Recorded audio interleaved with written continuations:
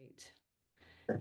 Well, welcome everybody to Watershed Talks, our March 18th program. I'm Christine Curry, the Outreach Coordinator of the Iowa Division of the Izaak Walton League. And we have Chris Henning with us this evening. He is a board member of the Iowa Division. And we also have some other Izaak Walton League members and some of our regular Watershed Talks people and participants. This evening, we have the privilege and opportunity to have two people with us, Kate Hansen with the National Izaak Walton League, and she is our agriculture director, and Anna Gray with the Iowa Natural Heritage Foundation, and she is the policy director there. And this evening, we're going to be talking about the conservation activities that are taking place, all of the shifts with funding cuts and conservation is at stake. So this evening, we're calling our program Nature Defenders of Iowa, how organizations work every day to defend our natural resources, both at the state and federal level. And thank you again, Anna and Kate. This evening, we're going to start off with Kate Hansen. She has been active, and she's been at the on the Hill talking with some of our Iowa representatives and asking what's going on with this, all the conservation efforts. So, Kate, we'll just let you give us an update of this crazy world that we're all living in and experiencing with all these shifts and immediate cuts on, like just turning on the water and all of a sudden turning it off. And what's going on and how can we help? Yeah, well, first off, thanks for having me for a few minutes tonight. I'm happy to be here. As Christine said, I am Kate with the national staff of the Izaak Walton League, and I lead the league's agriculture work. So when Christine asked, give an update on kind of what's happening in DC and how does that impact us in Iowa and on the ground, it's a really big question. It was almost an overwhelming question, and you're not the first person to ask it. So I'm going to narrow kind of my response a little bit to agriculture, which is what I know best, but there is just so much going on literally every day that we're trying to kind of get a wrangle on the details. Sometimes the details change very quickly. So certainly a lot going on. A little bit about me. I am based in Indiana now. I saw your comment, Chris, but formerly was living in Iowa and doing ag conservation policy work in Iowa for about 5 years. So Iowa has a very special place in my heart. And when I'm on Capitol Hill, I enjoy, definitely making time to go to the offices of your representatives and senators who, have built relationships with over the years. And we can say, Iowa is a really important state for the league, of course. So to start to try to answer this question, I think maybe we kind of divide it into two pieces. First, I'll spend some time talking about what's going on in Congress, and then I'll talk a little bit about what's going on at the administrative level, specifically at USDA. So in Congress, our interests as conservationists have been really relevant in recent months. And I'm going to take us back to December. We had a really meaningful opportunity to invest in conservation in December. And what I mean by we is our lawmakers had a really meaningful opportunity. And it relates back to some funding that was passed in 2021, I believe, or 2022, the Inflation Reduction Act, which was a very significant piece of legislation that included roughly $20 billion for agricultural conservation practices and programs at the USDA. So if you live in this kind of acronym world, we're talking about programs like CSP, the Conservation Stewardship Program, EQIP, the Environmental Quality Incentives Program, RCPP, the Regional Conservation Partnerships Program, and ASAP, the Agricultural Conservation Easements Program. Plus, they tacked on some money for what we call CTA, Conservation Technical Assistance, which is the money that helps, that human being be there to help with technical assistance for these programs and practices. So this was a really big win when this passed Congress. This was the most meaningful investment we've seen to increase funding for these programs. These are programs that Iowa uses very heavily. Some of you on this call have probably used these programs. And the issue that we know at hand is that they're oversubscribed and underfunded, meaning many more farmers in other states, ranchers, landowners, private forest owners are going in to apply than we actually have the money to fund. And in fact, I used to be the sort of the head person for CSP in Iowa on our state technical committee, providing advice to NRCS, the Natural Resources Conservation Service. And I can tell you that what they would do, because I would be a part of this process, is we would rank all the applications basically in a spreadsheet. And we just have to go down, and when the money stopped, when the money in the pot was gone, that's where we had to cut. And it didn't mean that the people below were not qualified or eligible or had good practices that would improve water quality or improve soil health or create wildlife habitat. It was simply the limited resources at hand. So when we made this investment in the Inflation Reduction Act, it was a really big deal, and that money has started to flow out of USDA. But what conservationists saw, what many members of Congress saw, was that there would be an even bigger opportunity with that money if we invested it into the Farm Bill. And it gets a little wonky because it has to do with how the Farm Bill is projected and budgets in the Congressional Budget Office.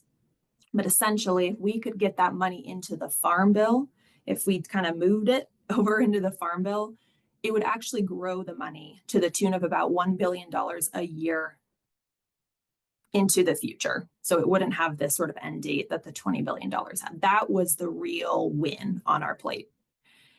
In December, we, the League, and many, many, many conservation partners in this space worked extremely hard to get support for that idea. We had Republican support. We had Democrat support. We had support of what we call the four corners, meaning the top of the majority party and the top of the minority party in both the Senate and the House. All four of those people were on board to get that money into the Farm Bill and the continuing resolution that was passed in December. And unfortunately, leadership, particularly leadership on the House side, ultimately decided not to invest that money. And so what we lost is tens, hundreds of thousands of millions of acres that we could have gotten in the long term in conservation practices in these programs. And now the money is sort of on the table, and it's in this sort of weird limbo period that I'll explain more when we talk about USDA. But the fact of the matter is we had this opportunity. Congress did not act on the opportunity, and it was really a loss. And we're trying to figure out kind of what are the next steps and what does a Farm Bill look like going forward. So now, we had the potential of a government shutdown, which was last Friday. They did end up passing a continuing resolution, which will fund things for months going forward. And so we did not have a government shutdown. And now the big piece on the plate of most of our members of Congress is what we call reconciliation. This is a process that is attractive to the Republicans because it only requires a simple majority, whereas most other pieces of legislation require 60 votes in the Senate. And it's a process in which they want to kind of play with the budget. And it's a process in which every committee has been told, okay, here's your target number of where to cut. So the agriculture committees, for our purposes here, have been told, House, you need to cut $230 billion. Senate, you need to cut $1 billion. And so now we're starting to see plans and ideas from the committees. The House is further along in the process. But our interest here is to try to protect that pot of money, the Inflation Reduction Act, the money that we want to get into the Farm Bill, because if it doesn't survive this, we don't have a chance of getting it into the Farm Bill. So in the short term, that's kind of the battle at hand, if you will, that I'm talking a lot about, that a lot of our colleagues are talking about. In the longer term, we still need a new Farm Bill. We are still operating under the 2018 Farm Bill, which expired in September of 2023. Congress shortly after passed a 1-year extension into 2024. And then in December of last year, they passed another extension. And so now we're looking at a September 2025 deadline. So we still don't have a new farm bill. And for so many reasons, 2018 was just a different world and a different economy than what we're in now. And we also want to try to have that farm bill be as impactful for conservation as it can be, not just in investing additional dollars that I've described, but also in making program improvements, also incorporating some ideas that the league has put out there about soil health, and a whole variety of things. We'd like that farm bill to be even stronger than the current one. Leadership is saying they want to pass this thing, they want to get working on it. But if we're being honest, there's also a lot of other things on their plate. And so I am not entirely optimistic that it will happen this year, but I would love to be proven wrong. And we still need to keep energy up and keep talking to offices about the farm bill. Without question, they need to keep hearing it from their constituents. So with that said, I want to kind of shift us over to the second bucket that I said I'd talk about, which is administrative actions. And I'll be honest, this space has been confusing, not only to me, but to many of us, because there has been so much happening really fast. So just to rattle off a couple things that have happened in the past couple of weeks.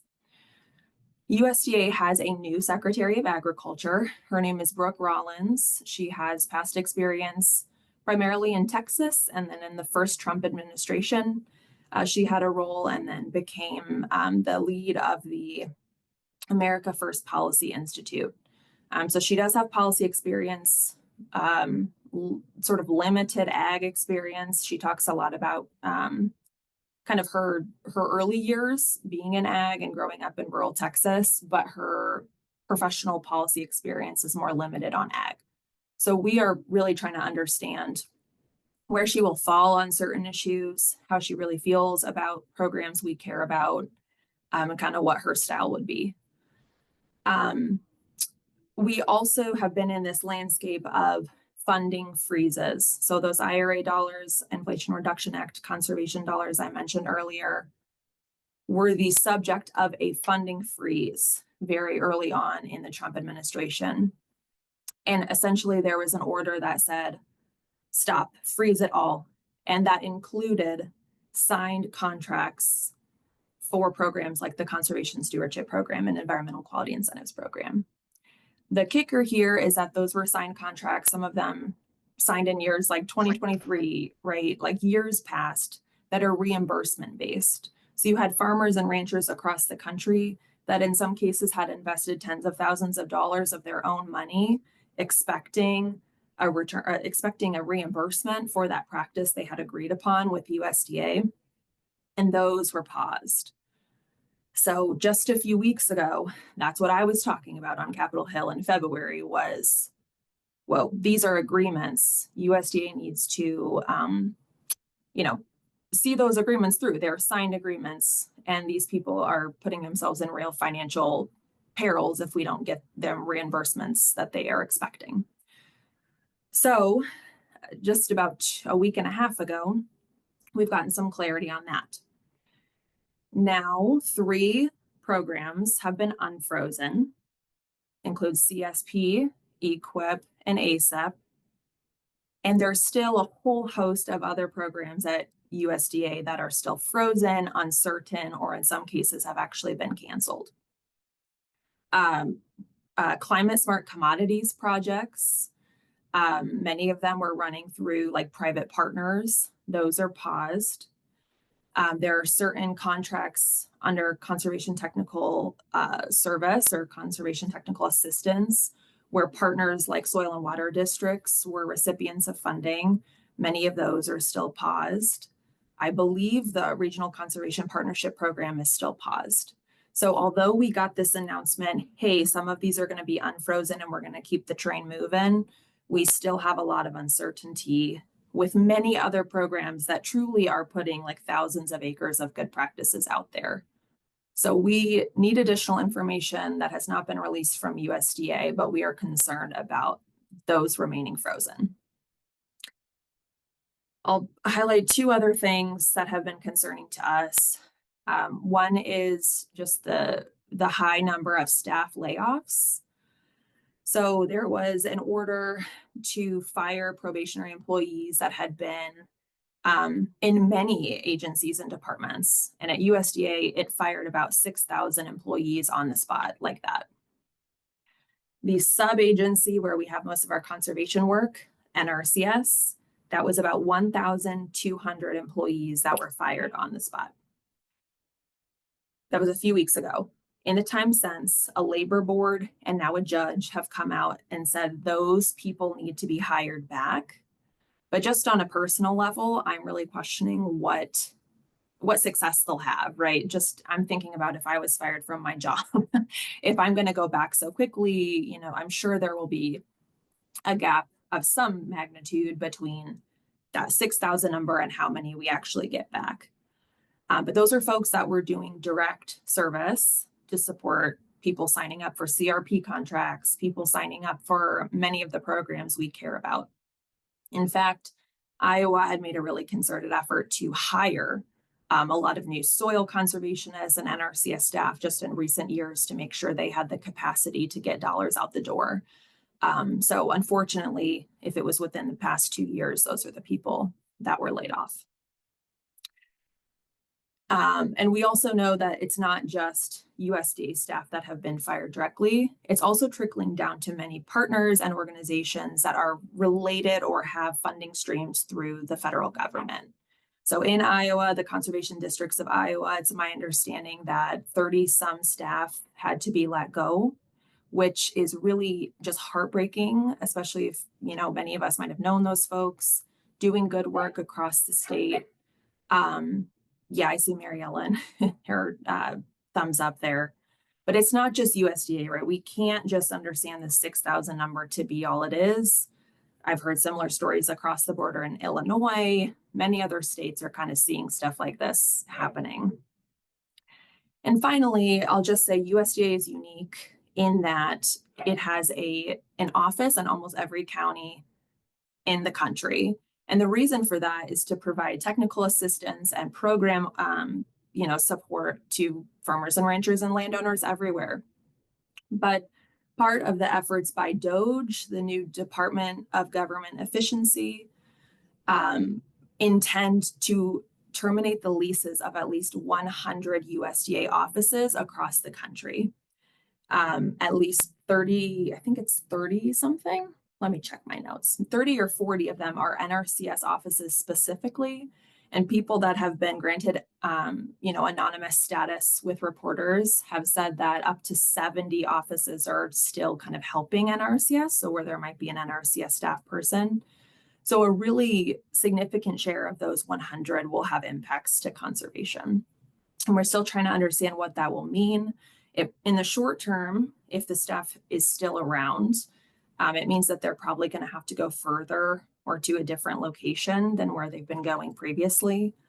But again, just kind of all these things together raise a lot of uncertainty about how conservation deployment will go, and kind of the trust in these programs. Many of us care so deeply about getting conservation on the ground, and a lot of the work is hearts and minds stuff. And if you can get someone to apply for EQIP, like you have gotten them pretty far because they want to try, right? If we are now questioning, are those programs sound? If I get in, am I actually going to get the money that they tell me? Those things are really concerning to us. So I will stop there. Again, there is so much going on. There's stuff at EPA, there's stuff elsewhere. But just that is kind of tried to be brief update of kind of what's going on in my world. That's amazing, Kate. I mean, it's minute by minute, just a flash as we listen to all the activities on the news. It's just overwhelming to try to keep track of everything. And that was a really fantastic analysis for all of us. And it's nice to have an inside look at that. And because of the fact that you were just there a little over a week ago. So that's fantastic. What I'm thinking is that we could have Anna go next and talk about the state level things, and then we could come back for question and answers at the end, if that's okay with everybody. And you can start to put your questions in the chat box, and Chris is pretty good about making sure that those questions get answered. So thank you again, Kate. That was fantastic. And again, this is a recorded session, so people who missed out, or if you didn't hear everything, you'll be able to go back in and listen to this snapshot overview of what's taking place right now and how it affects Iowa. So thanks. And Anna Gray from the Iowa Natural Heritage Foundation is next. Great. Well, thank you. And yes, that was great. Kate, I might have to go back and watch the recording myself to take better notes, because that's a lot to process. Good evening. My name is Anna Gray. I'm the Public Policy Director and Counsel for Iowa Natural Heritage Foundation. For those of you who aren't familiar with INHF, we are a 501c3 nonprofit dedicated to protecting and restoring Iowa's land, water, and wildlife. We do that in a number of ways, but one of the roles that we play is working with public partners and landowners to protect land of special significance that then become our public parks, trails, and wildlife areas. We also work with private landowners with conservation easements. We do own and steward some land ourselves, and have a robust volunteer and stewardship program on INHF-owned land.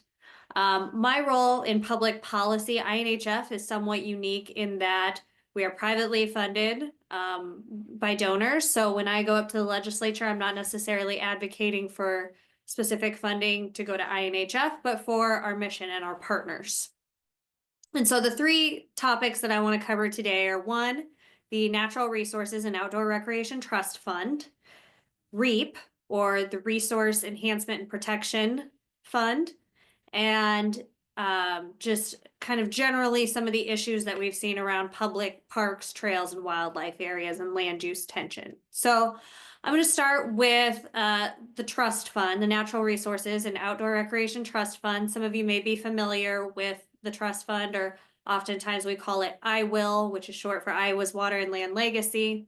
Those terms are interchangeable, but as a quick refresher, the trust fund was created in 2010 by Iowa voters via constitutional amendment. However, that constitutional amendment required the legislature to raise the sales tax 3/8% for the trust to be funded. And so for the past 15 years, groups like INHF, Izaak, Walton League, and many others have been urging the legislature to fund the trust.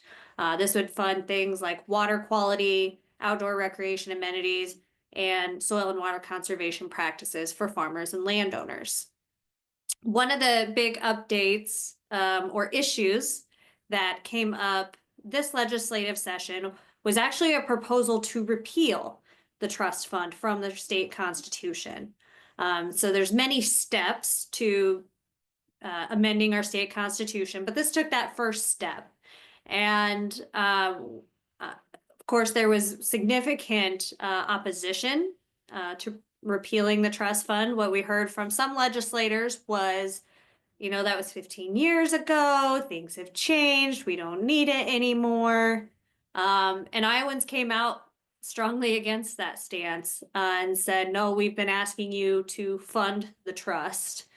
Unfortunately, that trust is still not funded, but what I can, report, at least for the time being, the proposal to repeal the trust fund has died in the legislative funnel. There are, of course, always ways for them to bring things back to life, if you will, but certainly is much harder to do once we've passed that funnel threshold. So we do hope that, there will be legislation to actually fund the trust later this session, but we know that it'll be difficult to continue to gain traction there. The second program that I mentioned, the Resource Enhancement and Protection Program, or REAP, similar to the types of things that IWIL funds, like soil and water conservation, parks, outdoor recreation. It also funds things like roadside vegetation management and city and local initiatives. REAP is funded by gaming receipts and has been around for 30 years now. So, well-established program, has funded over 15,000 projects across the state. So very successful, very popular, also very oversubscribed and underfunded. REAP is set to expire in 2026. So that means that without legislative action, this program that has funded many essential projects in Iowa that have fostered the quality of life that we enjoy and strive for here in Iowa, don't have that funding source will no longer exist.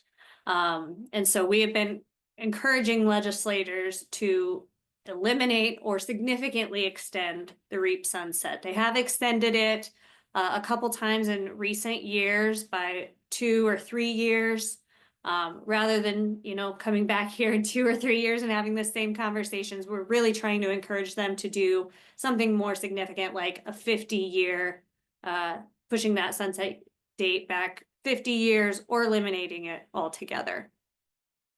And then lastly, I mentioned I wanted to just talk generally about parks, trails, and wildlife areas and some of the tensions that we see around land use. There is a bill again this year that seeks to limit the state's ability to add or expand parks, trails, and wildlife areas in Iowa. The bill that we see this year, it's Senate File 553, is a little more limited in scope than what we've seen in past years. But what we have seen in past years, and why it's important to take this bill as seriously as all the others, is we've seen bills that flat out said no more parks, trails, and wildlife areas. We've seen the bill that would have required selling off existing public areas in order to expand another.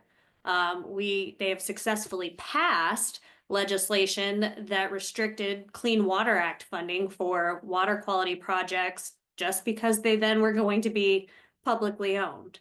And so even though this particular bill does seem a little bit more narrow in scope, the overall message to legislators is that parks, trails, and wildlife areas do have a role in Iowa and can be advantageous. Unfortunately, agriculture and conservation in this particular area are sometimes pitted together or pitted against each other. And so, I think it's about striking a healthy balance.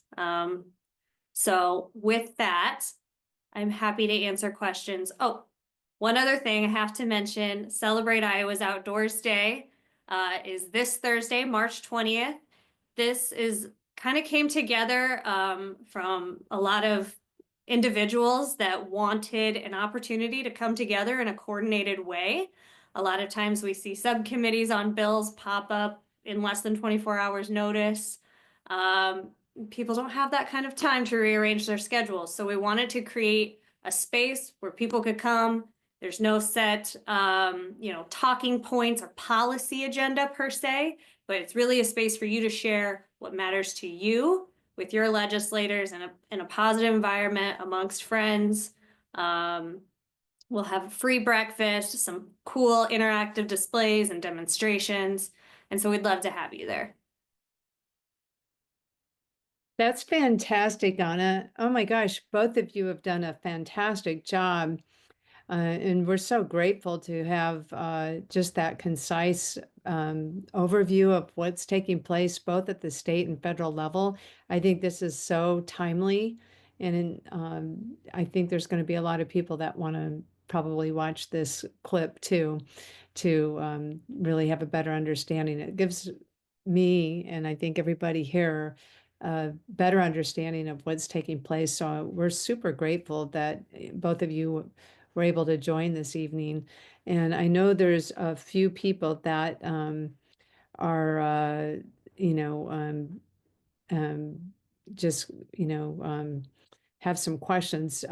Rob Davis just put in that question at the federal level with, and we can read it, or Chris, I don't know if I haven't been paying attention to any of the other questions out there, but this one, Rob said, with stated House and Senate goals to manage the budget via reconciliation, what is the least harm to the equipped CSP and CRP programs that can achieve, even if SNAP benefits are depredicated, and then have the Ikes engage larger banks with conservation-oriented loans, RCO or RLOC or bridge loans, as small farm are anticipated to spike with rapid fluctuations in available federal crop insurance programs in commodity futures. Kate, can you answer that? I went ahead and he texted that to me, and I put it out there with everybody so everybody could see it. Yeah, I'm happy to take a stab at this. So to put a little context into the first question, Rob is going back to what I said earlier, that, both chambers have these goals that have been set for them by leadership, specifically the ag committees is what I'm talking about. And how are they going to get there? Essentially, they need to make cuts, and it's mostly cuts within the Farm Bill, to get to these numbers because leadership wants to offset elsewhere. The fact of the matter is, and it's interesting, Jared Mott, the league's conservation director in Maryland, and I were on the Hill the day that the agriculture committees found out this news, and we kind of saw them like processing these big numbers. You can imagine the House dealing with the $230 billion number was a little more dramatic than the $1 billion in the Senate. But the fact of the matter is, no numbers are going to add up, especially on that high end, if they don't cut into SNAP, which is the Supplemental Nutrition Assistance Program, formerly known as food stamps. That is the biggest chunk of the Farm Bill by dollars by many miles. And that is part of this kind of, storied history of the Farm Bill of we've got nutrition programs, we've got ag programs, and we have to get a vote that'll put them all together. The fact of the matter is they are going to make cuts to SNAP. They have proposed cuts to SNAP. And I think the best case scenario for EQIP, CSP, and CRP is that they keep the money that's intended for them by the Farm Bill and by the Inflation Reduction Act. I have struggled with this too, because just as a person, I don't want to be advocating for cuts to SNAP. And people smarter than me have said, your job is advocate for the conservation programs that we care about and know that this is like the bigger picture that they're talking about. So I think the best case scenario is they just don't get touched. And I think there is support from both Republicans and Democrats to kind of keep the conservation budgets where they are. We're going to work hard to keep it that way. And as you can imagine, if all this happens, including really dramatic cuts to SNAP, we're going to be in a very, very different tone of negotiations if and when we're talking about a Farm Bill. Because just to make it really clear, it's going to be the Democrats that are the most upset about the cuts to SNAP, and the Republicans need Democratic votes, especially in the Senate, to pass a Farm Bill. And so it's just going to be a lot more sort of tense and hostile negotiations the further that the cuts go in reconciliation. So that's kind of my off the cuff. There is a chance where we kind of bring the money that we anticipate into the Farm Bill, and that would be the best case for those programs.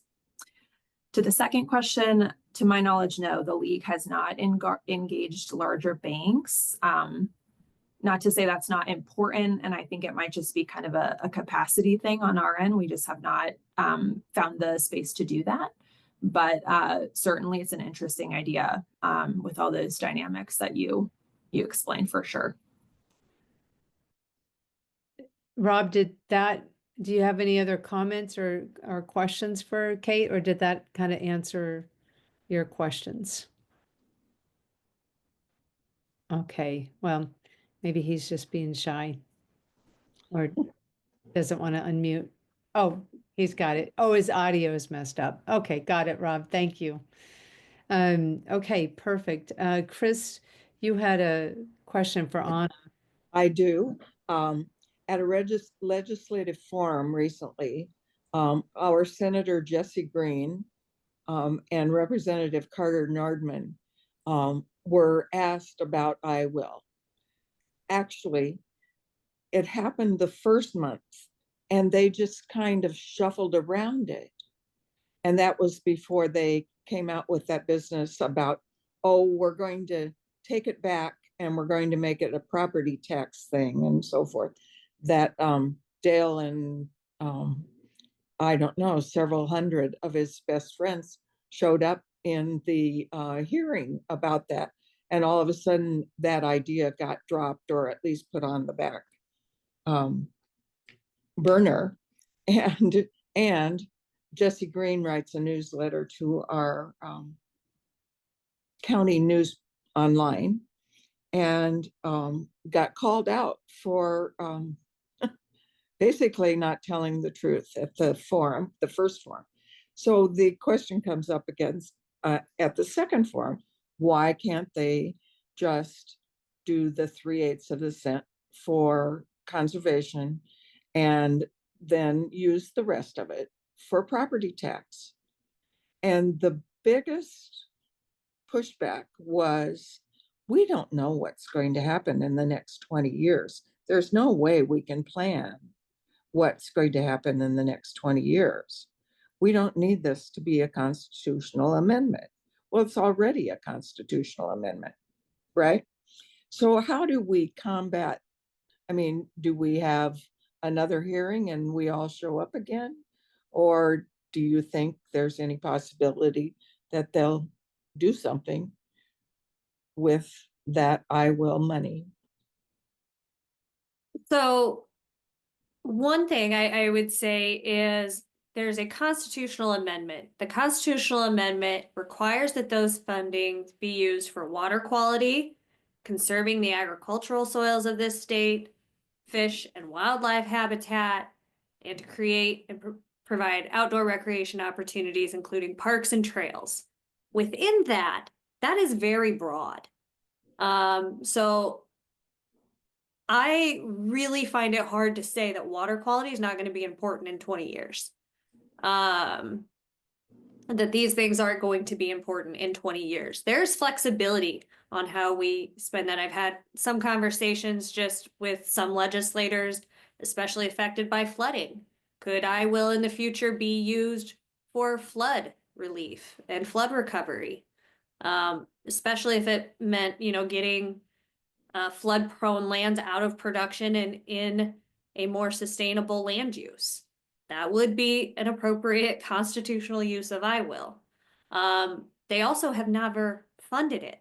And so it's really hard to say that we don't know or can't use these monies when we haven't even given it a chance. I do know that both the House and Senate Ways and Means chairs have committed to introducing a bill to fund I Will. And so I hope that we will see that this session, but if anything, this does show that we have a lot of work to do in helping them understand what all of this means. And 20 years really isn't that far ahead in my opinion. So I don't know if that answers your question, Chris. But there's flexibility within the constitutional language that allows us to meet the needs of our time. And those broad categories of water quality, habitat, soil and water conservation are always going to be important. Thank you. That's a great answer. And yeah, that's a great answer. I'm sure it'll come up again. I think our next one is, well, it's the first Saturday in April. So he didn't get himself off the hook, basically, by what he said. So I see Mary Ellen Miller has her hand up for the next question. Is that right, Mary Ellen? Yes. So I wanted to thank you, Chris, because that reminded me a week ago, Monday, Senator Amy Sinclair, who's the president of the Senate, is my senator. And she held a forum. She used to hold her forums on Saturday morning. It's interesting to me that This year, she's moved them to Monday mornings and Friday afternoons. So that kind of gives her the weekend free, I guess, but it also means that working people can't show up. But I'm a soil and water commissioner. So a bunch of us showed up. There were 3 commissioners there. And we talked about several things. But when we brought up this thing about I will and the 3/8 of a penny, her answer was flat out, we're never going to raise the sales tax. It's not going to happen. Well, I get that in terms of on a Republican leadership, it's not going to happen. But I'm interested in if that attitude will also be present when they are forced to make a decision about extending it. Because there's just, I mean, one of the bills was to actually change the formula to do property tax reductions. Well, shoot, that would have ended up in a court. My God, you can't just change the formula of a constitutional amendment at will.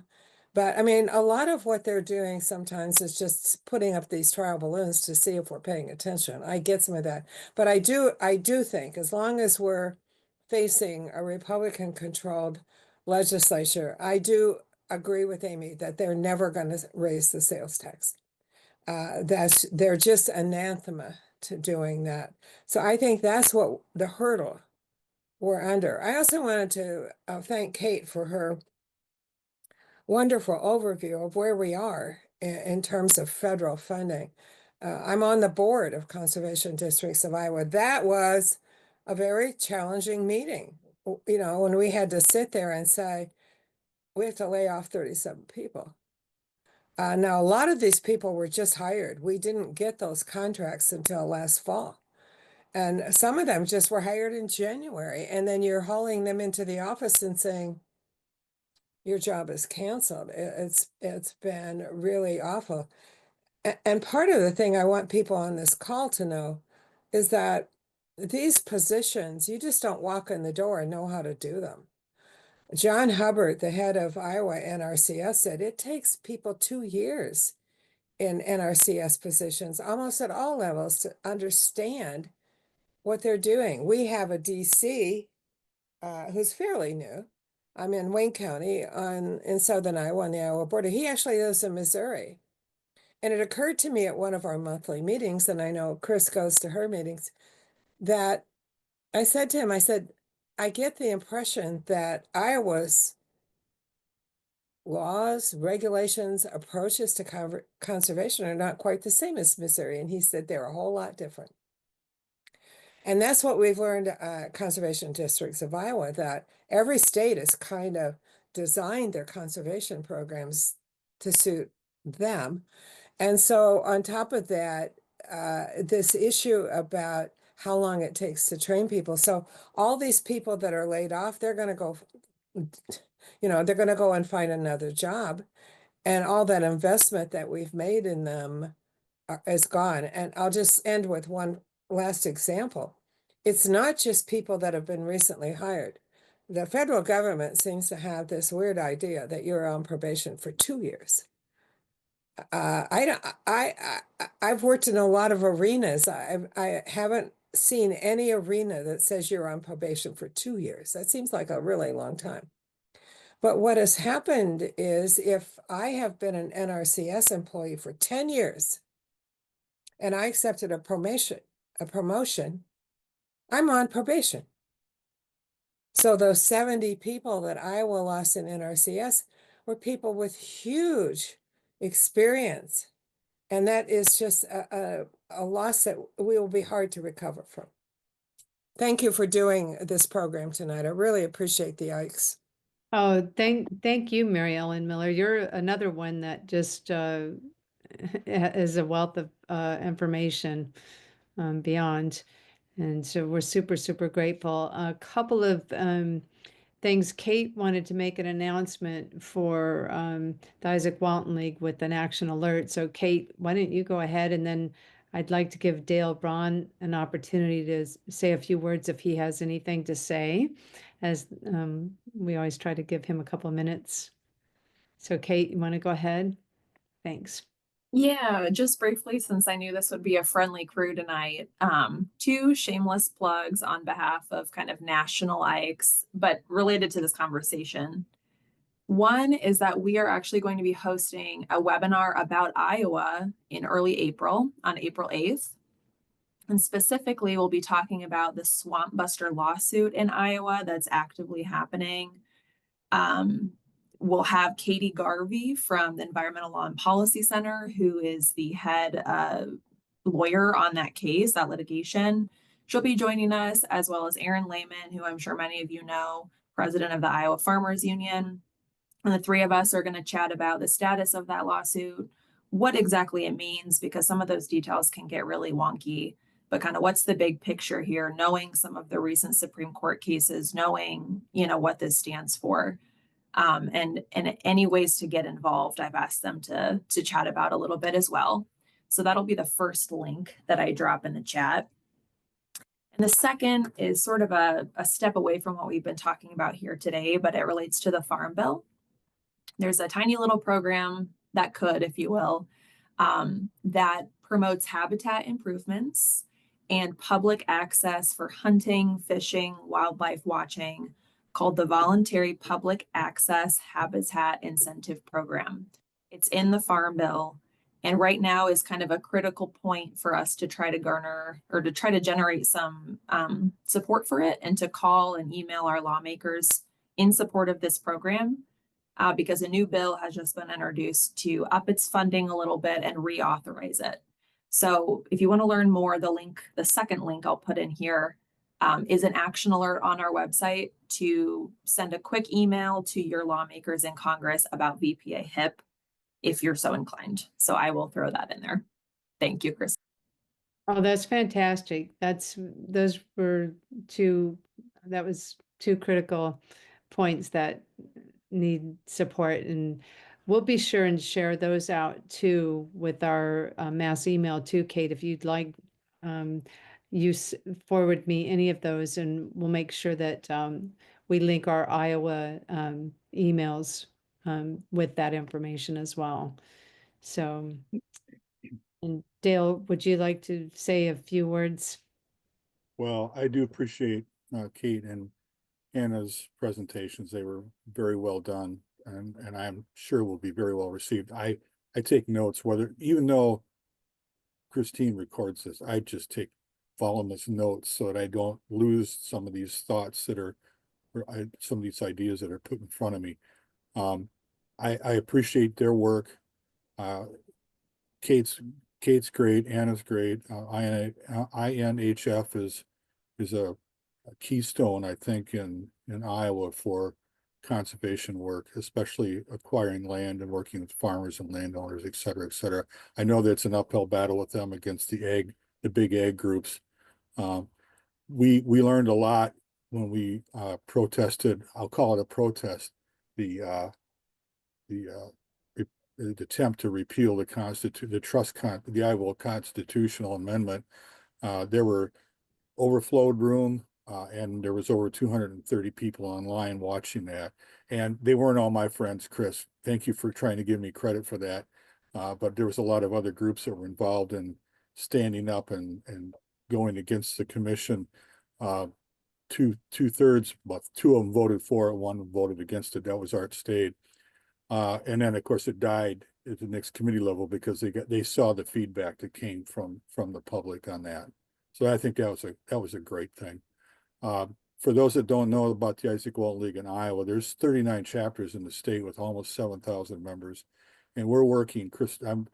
I've challenged Christine to work to communicate to those chapters. We're trying our best to get them into the big conservation sphere that Izaak Walton League has had. We've been in the state of Iowa for over 100 years, and we're trying to rebuild that passion for conservation beyond shooting trap.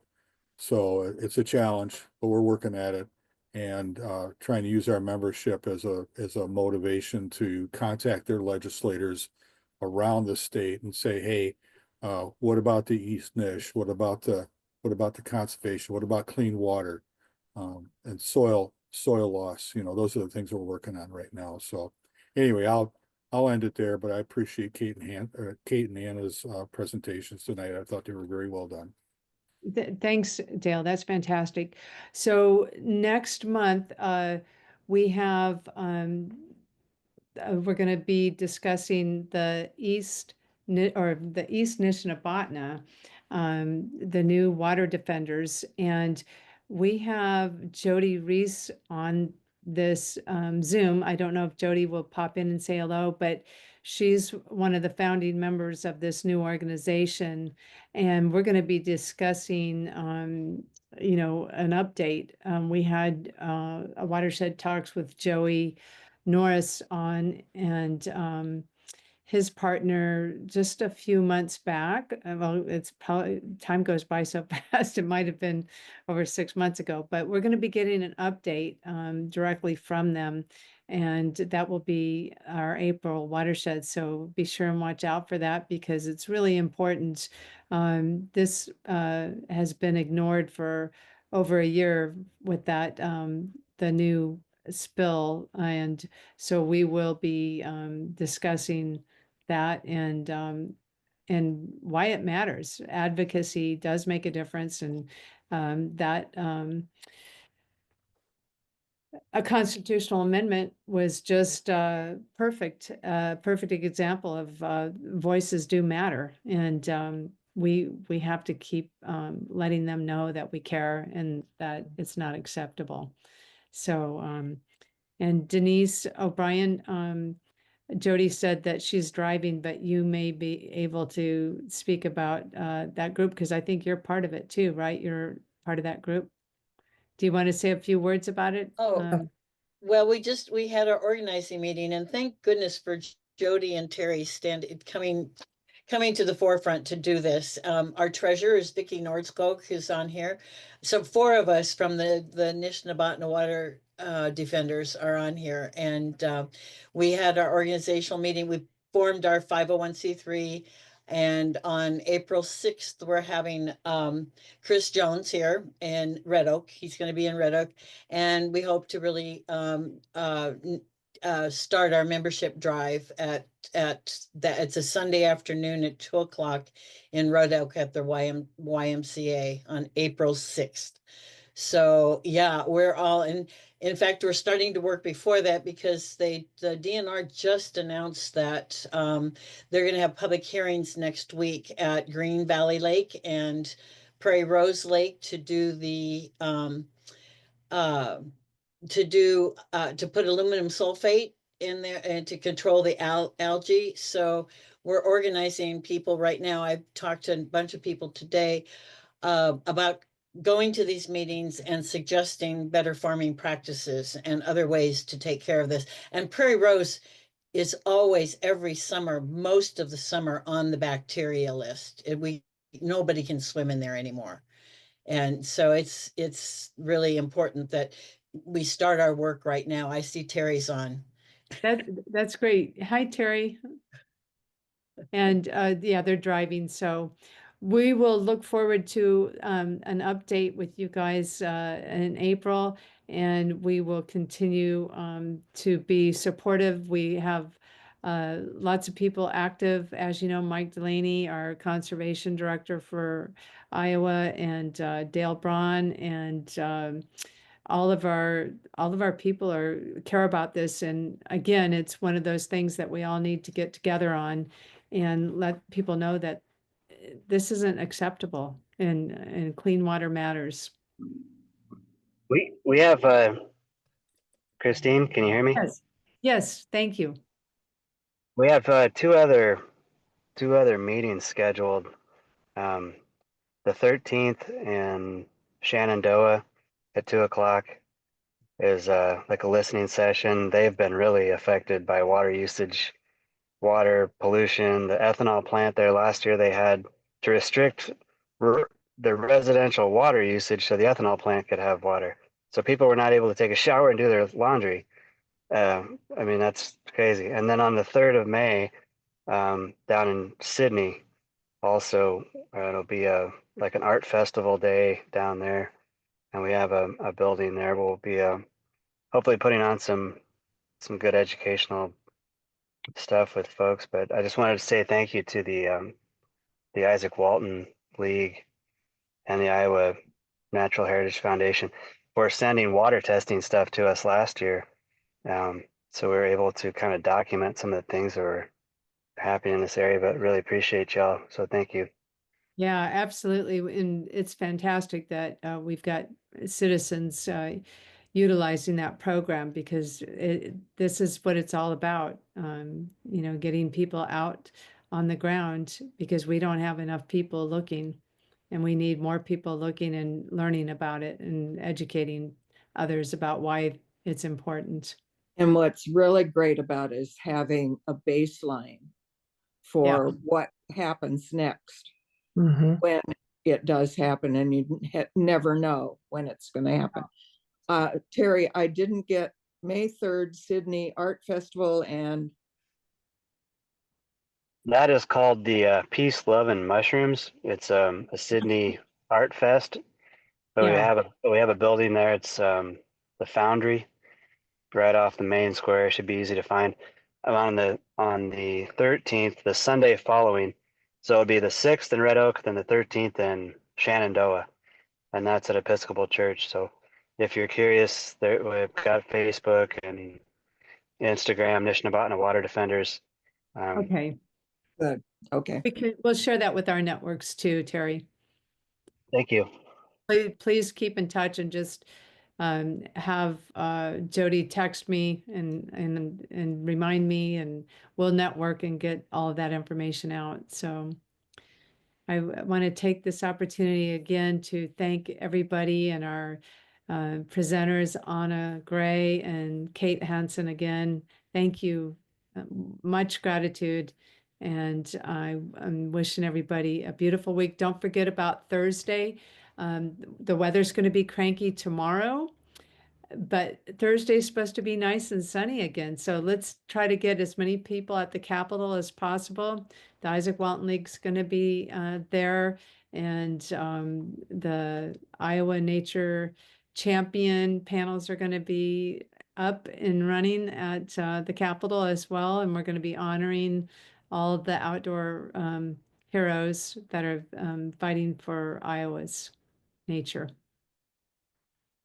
So thank you. And thanks, Chris. You're welcome. Have Great a to beautiful see everybody. evening, everybody. Thank you all. Thank you, everyone. Bye. Bye. Bye-bye. Thanks. Bye-bye. Thanks.